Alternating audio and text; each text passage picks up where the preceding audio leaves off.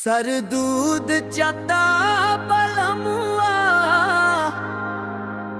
दूध चाता बलमुआ, हंस के मुस्काए।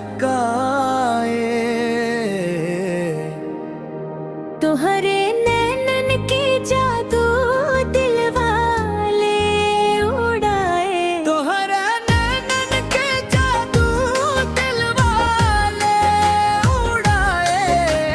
चुनरी के रंगवा लागे बड़ा प्यारा, तोहरे बिना सजनवा लागे सुना जग सारा। जब तू हंसेलु फुलवा मुस्काला, तोहरे अदा पर दिलवा फिसलाला। पायल के छन छन मनवा बहकावे, तोहरे संग जी के सपना सजावे।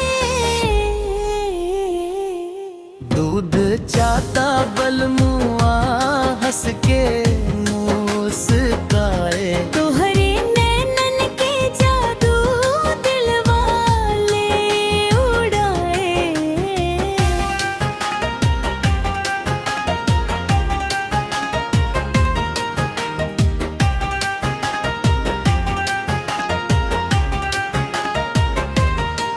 हे सावन के बदरिया प्रेम बरसावे, तोहरे संग रहो दिलवाई चाहवे। हथवा में हाथ धर साथ निभैबो हो, जन्म जन्म तक तोहरे ही रहिबो हो।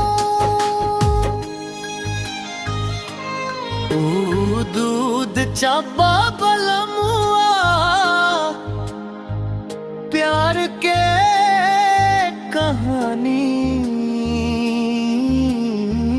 रउआ बिन लागे ना दुनिया सुहानी।